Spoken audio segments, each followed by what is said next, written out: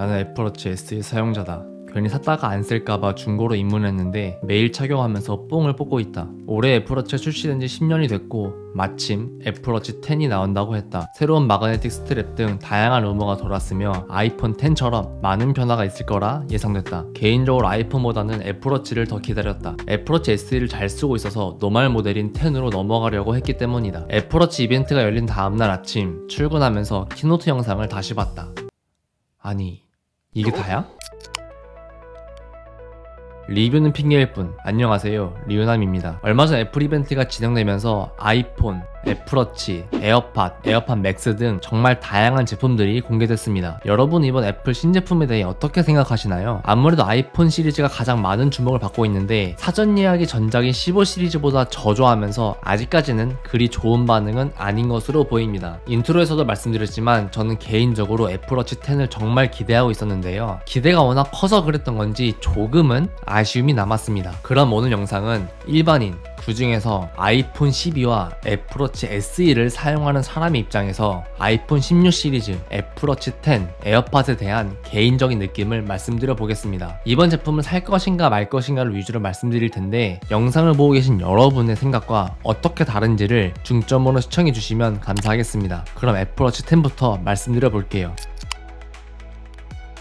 이번 애플워치 10이 출시되기 전에 어떤 루머가 돌았는지 잠깐만 살펴보겠습니다. 가장 첫 번째로 새로운 형태인 마그네틱 스트랩이 적용될 거란 루머가 있었습니다. 애플워치 스트랩은 출시된 지 10년 동안 거의 같은 형태를 유지하고 있었기에 이번에 10주년을 기념하면서 대대적인 하드웨어 변화가 있을 거고 그 중 하나가 스트랩의 구조였죠. 저도 마그네틱 스트랩이 어떻게 나올까 정말 궁금했는데요. 실제로 출시된 애플워치 10을 보면 원래 있던 스트랩 구조가 그대로 적용됐습니다. 애플워치 10을 더 살펴보자면 역대급으로 얇으면서도 디스플레이는 가장 커졌다고 합니다. 홈페이지에 가면 이전 제품들과 비교할 수 있긴 한데 이게 모니터로 봐서 그런지 몰라도 디스플레이가 진짜 커지긴 한 것 같더라고요. 그런데 얇기는 모니터로 봐도 엄청 차이나 보이진 않아서 이거는 실물로 봐야 체감이 좀 될 것 같습니다. 그리고 제가 유심 깊게 본 변경점은 애플워치를 비스듬하게 볼 때의 시인성입니다. 스마트워치이긴 하지만 그래도 시간을 확인할 때가 많은 데 평상시에 정각도로 애플워치를 보는 것보다 약간 대각선이나 비스듬하게 보게 되는 경우가 더 많단 말이죠. 그런데 이때 시인성이 더 좋아졌다고 하니까 이 부분은 기대가 됐습니다. 그리고 수심 센서가 추가되어서 수영이나 스노클링을 즐기신 분들 중에 울트라 모델이 부담이었던 분들은 애플워치 10이 괜찮은 대안이 되지 않을까 싶기도 했습니다. 그리고 색상 같은 경우엔 기본 알루미늄 모델은 제트블랙, 로즈골드, 실버로 출시가 됐고 고급형 모델인 티타늄은 내추럴, 골드, 슬레이트 색상으로 출시가 됐습니다. 저는 원래 기본 모델 중에서 블랙으로 넘어가려고 했는데 제트 블랙이 알고 보니까 유광 처리된 색상이더라고요. 실물 리뷰를 찾아보면 굉장히 고급스럽다, 티타늄 같다, 가격보다 비싸 보인다 이런 코멘트가 많은데 전 개인적으로 유광을 별로 안 좋아하기도 하고 왠지 스크래치에도 좀 약할 것 같아서 고민이 되더라고요. 그래서 애플워치 10을 살 거냐 말 거냐 라고 물어보신다면 원래는 사려고 했는데 제트 블랙의 유광 때문에 고민 중이다 라고 말씀드릴 수 있을 것 같아요. 나중에 매장에 제품이 풀리면 실제로 한번 보고서 결정할 것 같습니다. 알루미늄 46mm 가격이 64만원 정도 하는데 만약에 색상이 별로면 차라리 애플워치 8이나 9 중고로 넘어갈까도 생각 중이에요. 마그네틱 스트랩이 올 때까지 숨 참고 기다리겠습니다.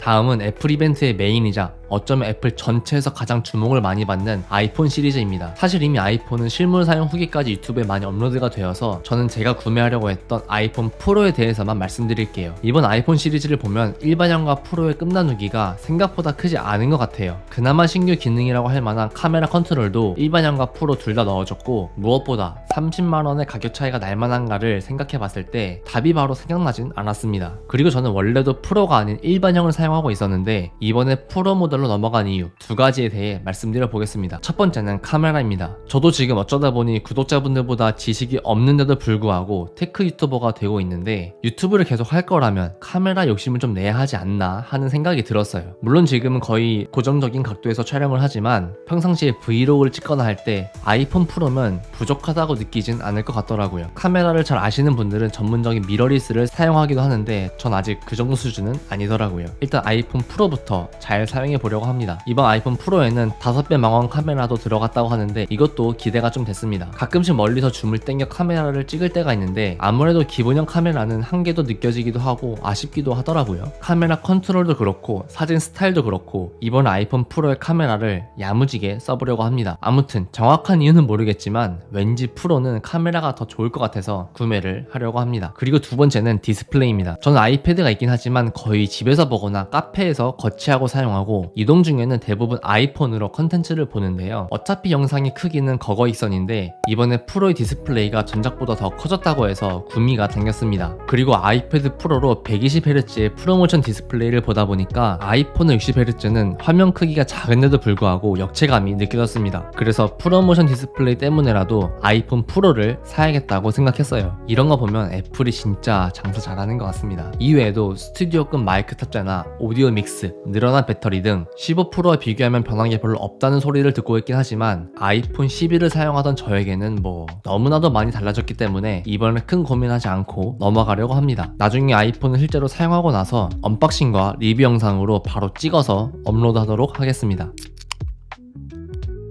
이번 애플 이벤트에선 에어팟 4세대와 에어팟 맥스의 새로운 색상들이 출시됐습니다. 전 귓구멍이 특이해서 커널형만 사용하고 에어팟 맥스는 무겁다는 평이 하도 많아서 에어팟과 에어팟 맥스 둘 다 큰 관심을 가지고 있진 않았는데요. 가만 보다 보니까 에어팟 4세대가 생각보다 눈길을 끌었습니다. 관심이 갔던 가장 큰 이유는 오픈형 노이즈 캔슬링 기능 때문입니다. 에어팟 고급형 버전에는 애플의 오픈형 이어폰 최초로 노캔을 탑재했더라고요. 구색만 갖춘 노캔이 아니라 에어팟 프로 2에 들어갔던 H2 칩셋이 들어가면서 액티브 노이즈 캔슬링, 주변은 허용 모드 등 대부분의 기능을 다 사용할 수 있게 됐습니다. 그리고 사람들의 반응을 보면 오픈형인데도 생각보다 노캔 성능이 훌륭하다는 말이 많아서 한번 착용할 기회가 있다면, 그리고 착용감이 생각보다 괜찮다면 커널형이 아니라 그냥 에어팟 4세대를 구매할까도 생각이 되었습니다. 아무래도 커널형 타입은 이어폰을 장시간 착용하면 귀가 좀 답답한 감이 없지 않아 있거든요. 에어팟 노캔 모델의 가격은 27만원 정도로 프로보다 정가기 중 8만원 정도 저렴해서 가격적인 메리트도 있어 보입니다.